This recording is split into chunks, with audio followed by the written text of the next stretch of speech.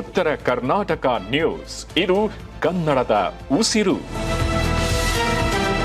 ನಮಸ್ಕಾರ. ಉತ್ತರ ಕರ್ನಾಟಕ ಮುಂಜಾನೆ ನ್ಯೂಸ್ ರೌಂಡಪ್ಗೆ ಸ್ವಾಗತ. ನಾನು ಪ್ರಿಯಾಂಕಾ ಶ್ರೀಗುರು. ಬನ್ನಿ ಕ್ವಿಕ್ ಆಗಿ ನೋಡೋಣ ಇಂದಿನ ಪ್ರಮುಖ ಸುದ್ದಿಗಳನ್ನ.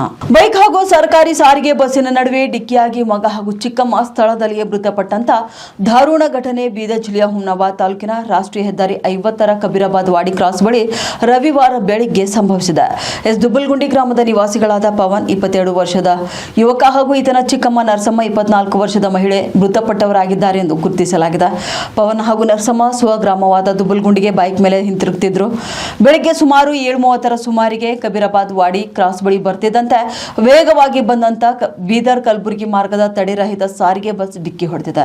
ಇನ್ನು ಡಿಕ್ಕಿಯ ರಭಸಕ್ಕೆ ಪವನ್ ನರಸಮ್ಮ ಸ್ಥಳದಲ್ಲೇ ಕೊನೆಯುಸಿರೆಳೆದಿದ್ದಾರೆ. ಮೃತದೇಹಗಳನ್ನು ಮರಣೋತ್ತರ ಪರೀಕ್ಷೆಗಾಗಿ ಆಸ್ಪತ್ರೆಗೆ ರವಾನಿಸಲಾಗಿದೆ. ಘಟನಾ ಸ್ಥಳಕ್ಕೆ ಹಳಿಕೇಡ್ ಪೊಲೀಸ್ ಠಾಣೆ ಪೊಲೀಸರು ಭೇಟಿ ನೀಡಿ ಪರಿಶೀಲನೆಯನ್ನು ನಡೆಸಿದ್ದು ತನಿಖೆ ಮುಂದುವರೆಸಿದ್ದಾರೆ.